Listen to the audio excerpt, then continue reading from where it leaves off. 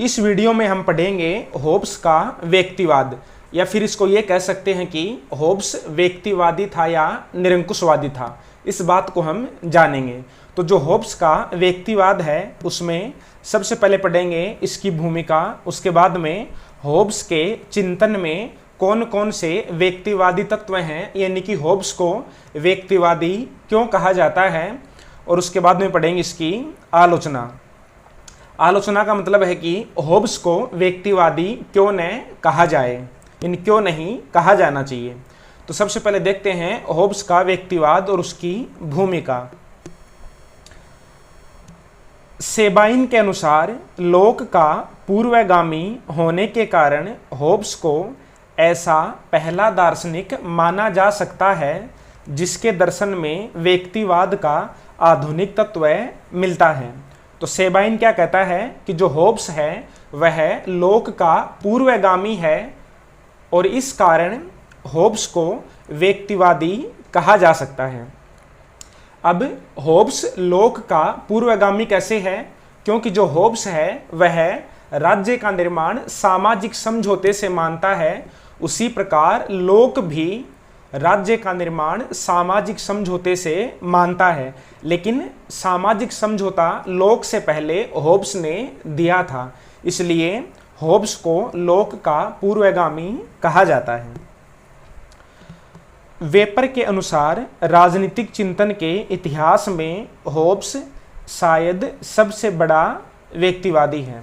तो ये तो होगी इसकी थोड़ी सी भूमिका। अब देखते हैं होब्स के चिंतन में व्यक्तिवादी तत्व। तो सबसे पहला पॉइंट है होब्स के संपूर्ण दर्शन में व्यक्तिवाद। अब पहले देखते हैं कि व्यक्तिवाद क्या होता है। व्यक्तिवाद मनुष्यों के सामूहिक जीवन की बजाय प्रत्येक व्यक्ति को अलग अलग इकाई मानते हुए व्यक्ति की स्वतंत्रता पर बल देता है। तो व्यक्तिवाद क्या होता है कि व्यक्तिवाद प्रत्येक मनुष्य को अलग अलग मानता है और प्रत्येक मनुष्य की स्वतंत्रता पर बल देता है। जब होब्स के राजनीतिक दर्शन पर ध्यान दिया जाता है तो स्पष्ट होता है कि उसके संपूर्ण दर्शन पर व्यक्तिवाद की छाप है। अब देखते हैं कि व्यक्तिवाद की छाप किस प्रकार है। होब्स ने अपना दर्शन उस प्राकृतिक अवस्था से प्रारंभ किया है जिसमें व्यक्ति अलग अलग रहते थे। होब्स के सामाजिक समझौते में व्यक्ति ही प्रमुख है। प्रत्येक व्यक्ति ने प्रत्येक व्यक्ति के साथ समझौता किया है।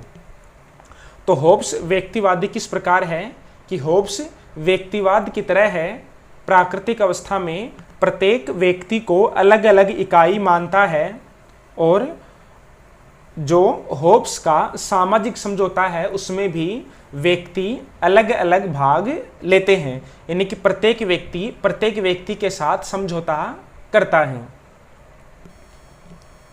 अब देखते हैं दूसरा पॉइंट, समाज और राज्य व्यक्तिगत उद्देश्य के साधन। व्यक्तिवाद समाज और राज्य को व्यक्तिगत हित पूर्ति का साधन मानता है। होब्स ने भी समाज और राज्य को व्यक्तियों की सुरक्षा का साधन माना है। राज्य और उसके कानून तभी तक औचित्य रखते हैं जब तक वे व्यक्ति की सुरक्षा करते हैं।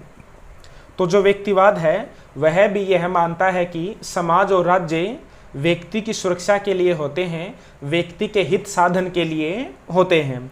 और होब्स भी यही मानता है कि जो समाज और राज्य है वे व्यक्ति की सुरक्षा के लिए हैं। अब होब्स के व्यक्तिवाद का तीसरा पॉइंट है व्यक्तियों को क्रांति का अधिकार। होब्स व्यक्तियों को अपने जीवन की सुरक्षा के लिए संप्रभु के विरुद्ध क्रांति का अधिकार प्रदान करता है। होब्स का संप्रभु तभी तक वैध है जब तक वह राज्य के व्यक्तियों को सुरक्षा प्रदान करता है। संप्रभु किसी व्यक्ति को अपने जीवन को समाप्त करने का आदेश नहीं दे सकता। जीवन रक्षा के लिए क्रांति का अधिकार देकर होब्स ने व्यक्तिवादी होने का परिचय दिया है। यानी कि होब्स के अनुसार व्यक्ति ही महत्वपूर्ण है, क्योंकि राज्य का निर्माण व्यक्ति की सुरक्षा के लिए हुआ है, और यदि संप्रभु व्यक्ति की सुरक्षा नहीं कर पाता है तो व्यक्ति संप्रभु के विरुद्ध क्रांति कर सकता है। चौथा पॉइंट है राज्य में केवल संप्रभु और व्यक्ति। होब्स का व्यक्तिवाद इस बात से भी सिद्ध होता है कि उसके राज्य में संप्रभु और व्यक्तियों के अतिरिक्त किसी भी अन्य सत्ता को स्वीकृति नहीं मिलती। व्यक्ति अलग अलग अपनी इच्छाओं से प्रेरित होते हैं, जिन्हें नियंत्रण में रखने वाली शक्ति संप्रभु स्वयं भी एक व्यक्ति ही है। यानी कि जो होब्स का राज्य है उसमें व्यक्तियों को ही महत्व दिया गया है। पांचवा पॉइंट है होब्स उदारवादी नहीं बल्कि व्यक्तिवादी। होब्स के दर्शन में व्यक्तिवाद को देखते हुए उसे उदारवाद या लोकतंत्र का समर्थक मान लेना ठीक नहीं है। वह उदारवाद की भांति व्यक्ति की पवित्रता में विश्वास नहीं करता। तो जो होब्स है वह उदारवादी नहीं है बल्कि क्या है, व्यक्तिवादी है। उदारवादी क्यों नहीं है? क्योंकि उदारवाद व्यक्ति की पवित्रता में विश्वास करता है, जबकि होब्स व्यक्ति की पवित्रता में विश्वास नहीं करता है, बल्कि वह तो व्यक्ति को बुरा मानता है। अब आगे है, वह इस अर्थ में व्यक्तिवादी है कि वह राज्य को व्यक्तियों से मिलकर बना हुआ मानता है। तो जो होब्स है वह इस अर्थ में व्यक्तिवादी नहीं है कि वह व्यक्तियों की पवित्रता में विश्वास करता है, बल्कि इस अर्थ में व्यक्तिवादी है कि वह राज्य को व्यक्तियों से मिलकर बना हुआ मानता है। तो ये तो हो गए होब्स के व्यक्तिवादी विचार। अब इन व्यक्तिवादी विचारों की आलोचना करते हैं, यानी कि होब्स व्यक्तिवादी क्यों नहीं है। तो सबसे पहली आलोचना है, आलोचकों के अनुसार होब्स ने अपने राजनीतिक दर्शन में जानबूझकर व्यक्तिवादी तत्वों को शामिल नहीं किया है, बल्कि वह तो एक सर्वसत्तावादी राज्य की स्थापना करना चाहता था।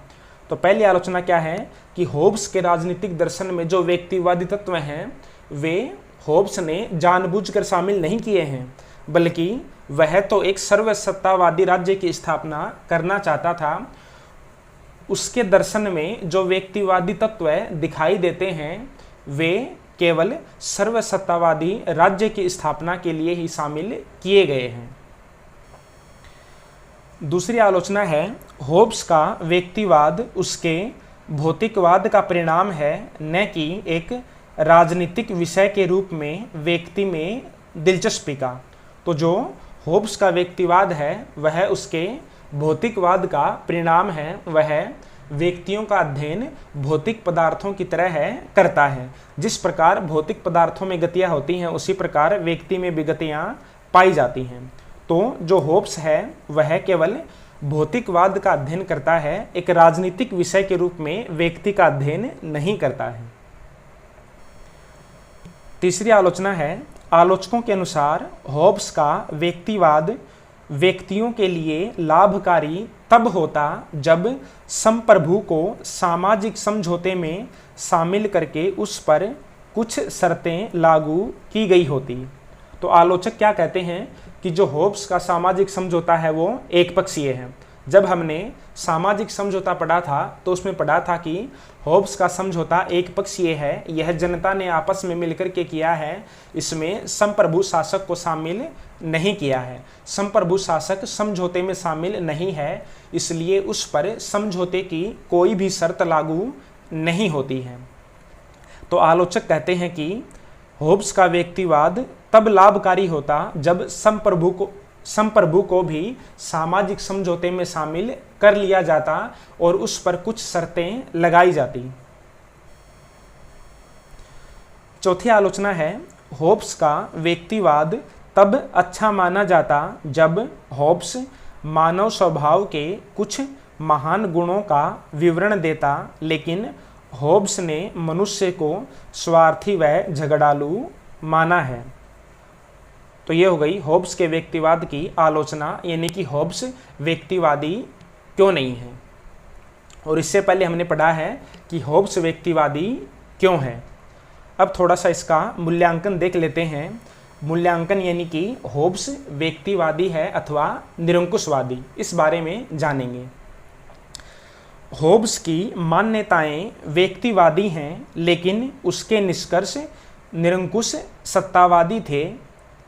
होब्स व्यक्तिवादी है क्योंकि वह मानव के प्राकृतिक अधिकारों की बात करता है, राज्य को समझौते पर आधारित मानता है।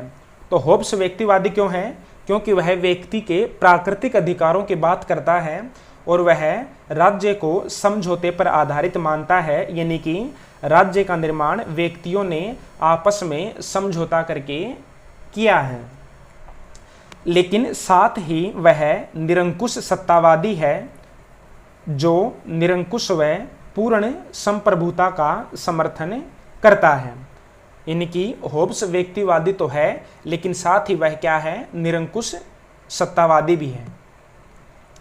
वह ऐसा इसलिए करता है क्योंकि आत्मरक्षा के अधिकार की रक्षा के लिए निरंकुश व पूर्ण सत्ता आवश्यक है।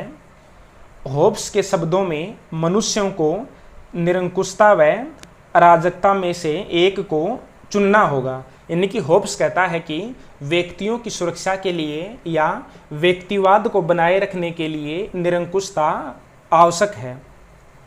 तो होब्स कहता है कि मनुष्यों को निरंकुशता या अराजकता में से एक को चुनना होगा। यदि मनुष्यों को अराजकता से बचना है तो निरंकुशता आवश्यक है। तो ये हो गया हमारा होब्स का व्यक्तिवाद, यानी कि हमने इसमें ये पढ़ा है कि होब्स व्यक्तिवादी है या निरंकुशतावादी। तो होब्स वैसे तो व्यक्तिवादी है, लेकिन जो उसके निष्कर्ष हैं, उसके सिद्धांतों के जो निष्कर्ष हैं, उनके आधार पर वह निरंकुशवादी हो जाता है।